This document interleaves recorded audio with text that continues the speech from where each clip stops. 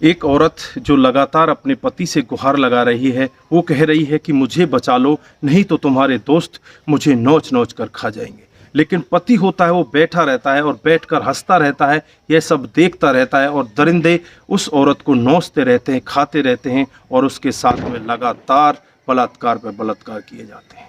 पति को ज़रा सा भी असर नहीं होता और लास्ट में होता क्या है, पति भी अपनी औरत के साथ में गैंग रेप कर देता है। दोस्तों, ऐसा क्या हुआ जो पति अपनी पत्नी को दूसरे लोगों से गैंग रेप कराता है और फिर खुद भी उसके साथ में ऐसी वारदात को अंजाम देता है। दोस्तों, आइए जानते हैं पूरा मामला क्या था। नमस्कार, जय हिंद। आप देख रहे हैं APH न्यूज़ राहुल रावत के साथ। तो दोस्तों, आज की जो मैं हकीकत की कहानी आपको बताने जा रहा हूं, राजस्थान में एक ज़िला पड़ता है जयपुर और जयपुर के ही सागनेर के सियोपुर रोड की ये कहानी है 13 जुलाई 2022 की। यहाँ पर एक पति पत्नी होते हैं। पति का नाम होता है राजेश और पत्नी का नाम होता है गीता। दोस्तों, इनकी शादी होने के बाद ये आराम से घर में रहने लगते हैं, लेकिन शादी के कुछ दिन बीतने के बाद ही पति को एक गंदी आदत हो जाती है कि वो शराब पीकर आने लगता है। डेली शराब पीकर आया करता है। तो उसकी पत्नी उससे कहती है कि तुम डेली शराब पीकर मत आया करो, ये आपके स्वास्थ्य के लिए भी बेकार है और हमारे घर परिवार के लिए भी खराब है। दोस्तों, उसकी हरकत धीरे धीरे और ज़्यादा बढ़ने लगती है। वो फिर अपने दोस्तों को घर बुलाने लगता है और घर पर बैठकर ही वो शराब पीने लगता है। दोस्तों, उसकी पत्नी बहुत ज़्यादा उससे परेशान हो जाती है और उससे कहती है कि तुम अपने दोस्तों को घर लाकर शराब मत पिलाया करो। दोस्तों, धीरे धीरे और समय बीतता रहता है। अब तो पति की आदत और ज़्यादा बिगड़ने लगती है। वो अपने पत्नी से कहता है कि तुम शराब लेकर आओ और हमें शराब पिलाओ।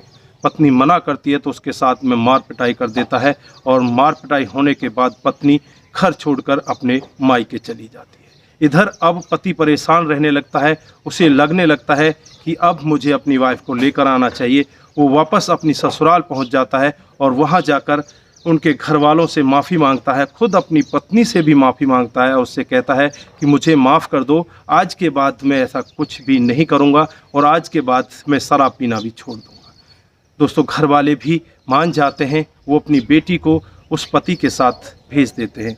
वापस फिर वो अपने घर आ जाता है।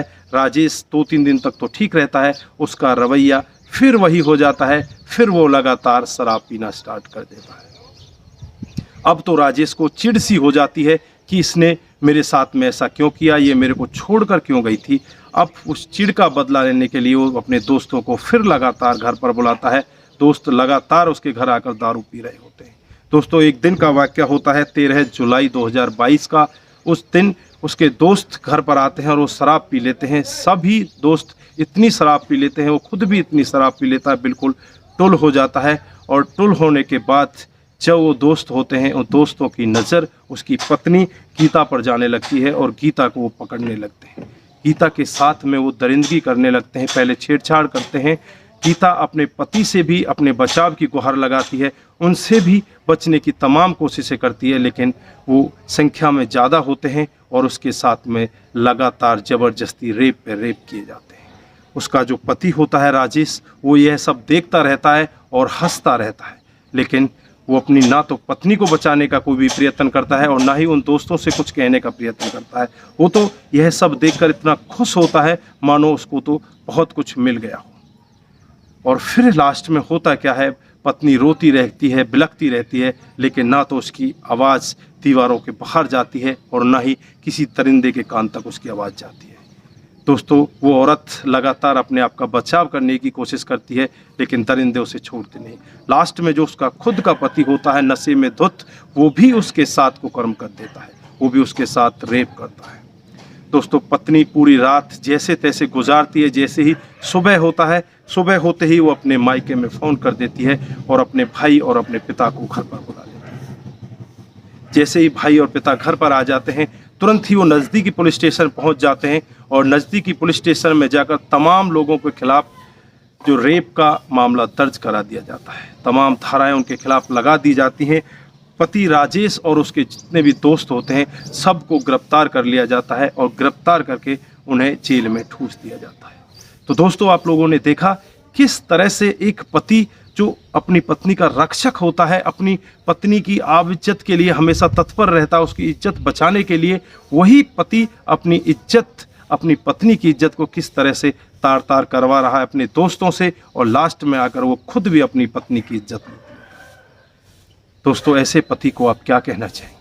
ऐसे पति को किस तरह की सज़ा मिलनी चाहिए जो कि समाज में ऐसा दोबारा कोई और पति ना कर पाए?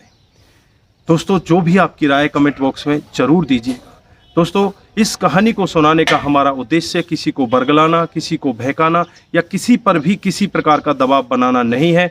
हमारा उद्देश्य बस यही है कि आप लोग जागरूक हों और ऐसे क्राइम के बारे में जानें जो डे बाई डे हमारे समाज में बढ़ते जा रहे हैं। दोस्तों, अपना ख्याल रखें, अपने परिवार का ख्याल रखें। फिर मिलते हैं किसी नए मूड के साथ। तब तक के लिए अपना ख्याल रखिए। नमस्कार, जय हिंद, जय भारत।